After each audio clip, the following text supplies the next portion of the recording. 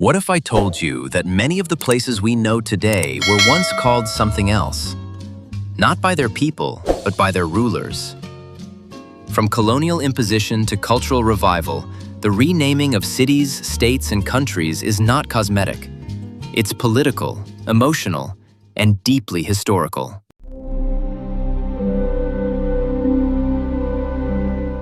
Countries that reclaimed their names.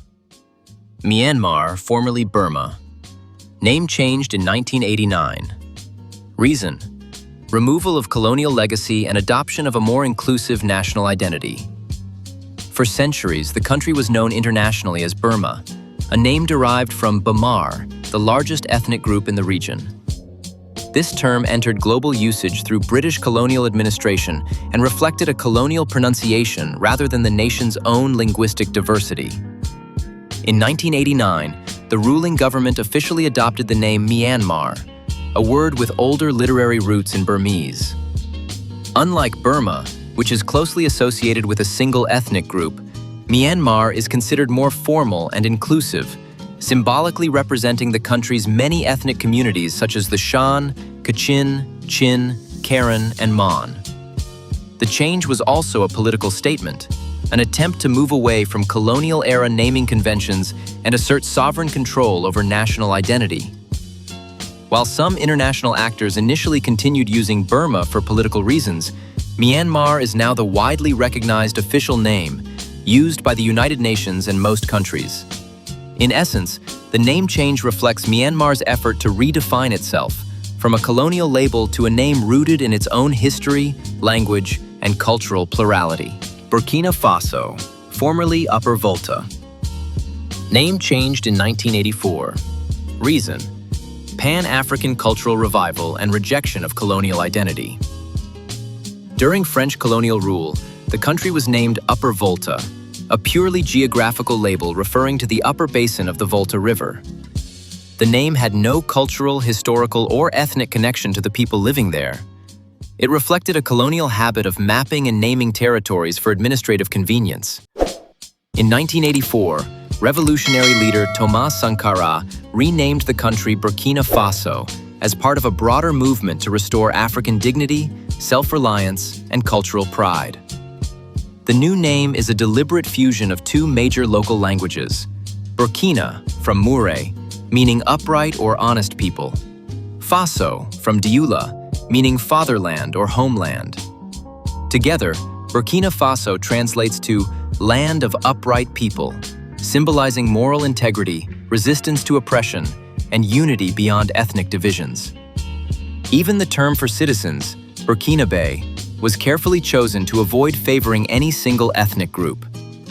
This renaming was not just symbolic, it was revolutionary. It replaced a colonial map label with a name rooted in African languages, values, and self-respect. Sri Lanka, formerly Ceylon. Name changed in 1972. Reason: assertion of post-colonial identity and cultural revival. For centuries, the island was known internationally as Ceylon, a name introduced and popularized by European colonial powers.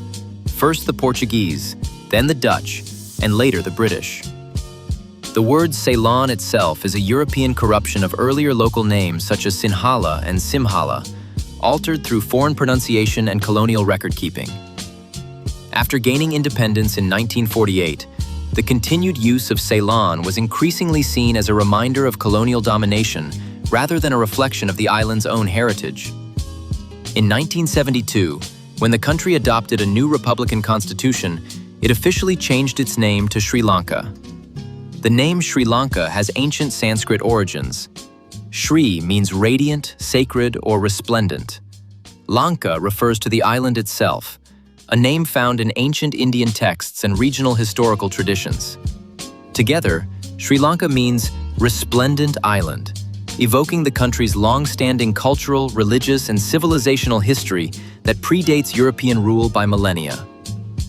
The name change marked a psychological break from colonial rule, replacing a foreign-imposed label with a name rooted in indigenous language, history, and pride. Eswatini, formerly Swaziland. Name changed in 2018. Reason: cultural authenticity and restoration of indigenous identity.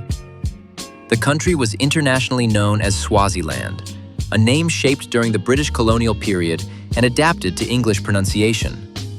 While derived from the Swazi people, the colonial form of the name is often confused with Switzerland and does not fully reflect the nation's indigenous language.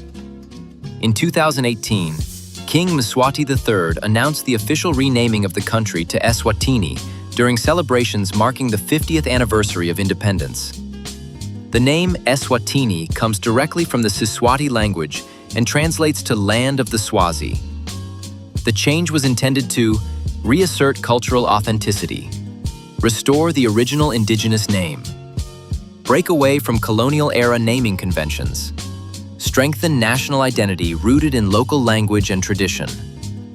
Although the transition required adjustments in diplomacy, branding, and international usage, the move symbolized a broader effort to reclaim historical and cultural ownership of the nation's identity.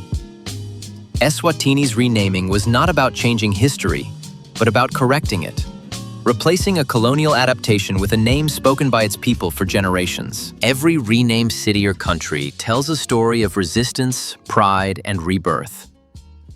The map of the world isn't just geography, it's a timeline of human dignity.